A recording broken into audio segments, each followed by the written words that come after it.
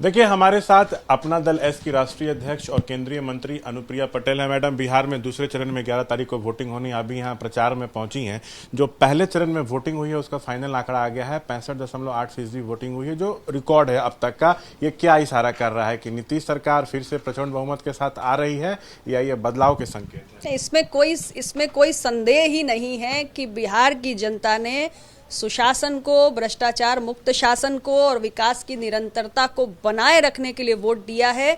NDA की सरकार को 2/3 बहुमत से फिर से वापस लाने के लिए वोट दिया है। और बड़ी बड़ी जो लाइनें आपको दिखी हैं वोटर की और जो रिकॉर्ड मतदान हुआ है 65% से अधिक, ये पूरा स्पष्ट संकेत दे रहा है कि बिहार ने अब प्रगति का रास्ता चुन लिया है और बिहार रुकने वाला नहीं है। और एनडीए का वादा है बिहार को हम टॉप स्टेट बनाएंगे।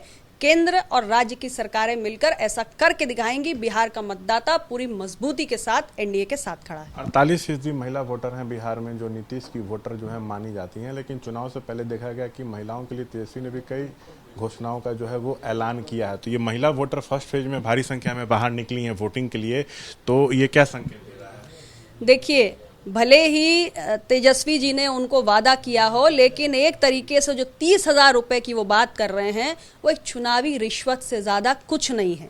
महिलाओं को वो दौर भी याद है जब जंगल राज के चलते वो घरों में कैद हो गई थी।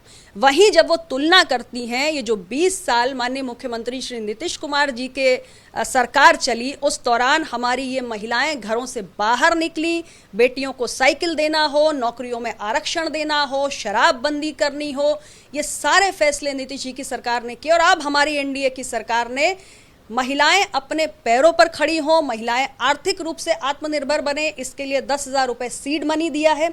और आगे 2 लाख तक यदि वो कोई उद्योग करना चाहें, स्वरोजगार करना चाहें, उसका वादा किया है।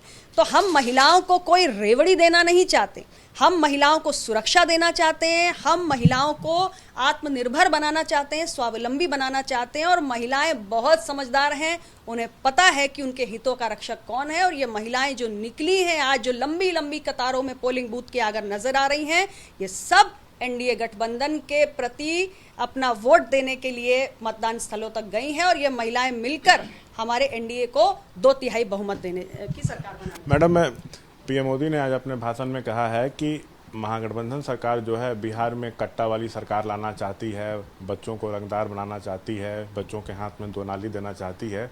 कांग्रेस की तरफ से बयान आया है कि पीएम मोदी जो है भाषा की मर्यादा को तोड़कर बयानबाजी कर रहे हैं। अब तक ऐसा किसी प्रधानमंत्री ने नहीं किया था। भाषा की मर्यादा का ख्याल उनको जो है वो रखना चाहिए। वोट लेने के लिए कुछ भी बोलते हैं, क्या ये पीएम का अपमान है? प्रधानमंत्री नरेंद्र मोदी जी ने बिहार की हकीकत को उजागर किया जो 90 से 2005 के दौर में थी।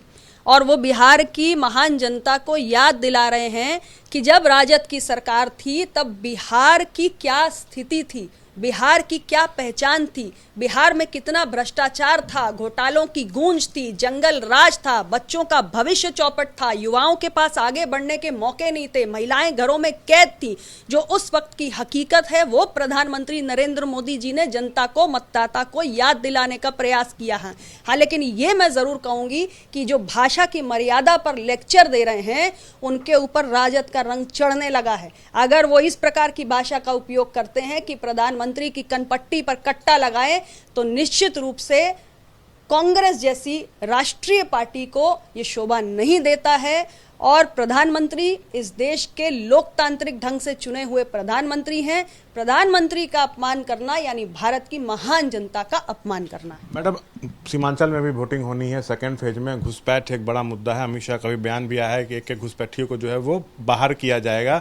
विपक्ष सवाल खड़े कर रहा है कि 11 साल से केंद्र में मोदी जी की सरकार है, अगर घुसपैठी आए हैं तो ये केंद्र की नाकामी है, अगर हैं तो इनको आप बाहर कीजिए। कांग्रेस और इंडिया गठबंधन ने कभी मना नहीं किया इसके लिए। और ये भी विपक्ष सवाल पूछ रहा है कि ये जो एसआईआर बिहार में हुआ है उसमें तो एक भी घुसपैठिए का जिक्र नहीं है। देखिए, एसआईआर की जो एक्सरसाइज है वो उसका विरोध सबसे ज्यादा कौन कर रहा है? एसआईआर के खिलाफ अगर सबसे ज्यादा कोई बयानबाजी कर रहा है तो कांग्रेस पार्टी के नेता कर रहे हैं, महागठबंधन के नेता कर रहे हैं। ये सारे लोग एसआईआर का विरोध क्यों कर रहे हैं? अगर आप घुसपैठियों के संग नहीं हैं तो इलेक्शन कमीशन अपने एक संवैधानिक दायित्व को निभा रहा है, मतदाता सूची का शुद्धिकरण कर रहा है, उसे और सटीक बना रहा है, उसे और शुद्ध बना रहा है। जितने फेक वोटर्स हैं उनको बाहर निकाल रहा है, जो जेन्युइन मतदाता हैं उनको शामिल कर रहा है। तो अगर आप हमारे देश के लोकतंत्र के साथ हैं, अगर आप एसआईआर को समझते हैं ये सही है तो उसका विरोध करना बंद करिए। अगर आप घुसपैठियों के साथ हैं तो आप देश को बताइए, क्योंकि घुसपैठियों को भारत के लोकतंत्र में वोट देने का अधिकार नहीं दिया जा सकता। आखिरी सवाल, अभी सेकंड चरण में जो आखिरी चरण है 122 सीटों पर वोटिंग होनी है। इसी बीच आरजेडी के तरफ से राज्यसभा सांसद मुख्य प्रवक्ता मनोज झा ने सीसी गणेश कुमार को चिट्ठी लिखी है और इनहैंस सिक्योरिटी मेजर्स को इंश्योर करने का है बिहार में स्ट्रांग रूम्स में। इसको कैसे देखती है? देखिए, पहले चरण में जिस तरीके से मतदान हुआ उस तरीके से हमारे महागठबंधन के जो साथी हैं वो पूरी तरीके से हिल चुके हैं और उन्हें समझ में आ चुका है कि बिहार की जनता एक बार फिर एनडीए की सरकार बनाने जा रही है। उन्हें अपनी हार का अंदाजा लग चुका है और 14 नवंबर को जब परिणाम आएंगे तो बिहार की जनता के बीच वो क्या मुंह लेकर जाएंगे। जो बड़े बड़े वादे कर रहे थे, जनता को भरमाने के लिए नए नए खोखली बातें कर रहे थे, और इसलिए इलेक्शन कमीशन को चिट्ठी भेजना, पत्र भेजना, वो सब भेज सकते हैं। सिक्योरिटी अरेंजमेंट्स इलेक्शन कमीशन कर रहा है, करना भी चाहिए, किए भी हैं, लेकिन ये कुल मिलाकर सिर्फ एक पृष्ठभूमि बनाई जा रही है कि 14 नवंबर को जब परिणाम आएंगे तो अपनी हार का सामना कैसे हम बिहार के मतदाता के सामने करेंगे।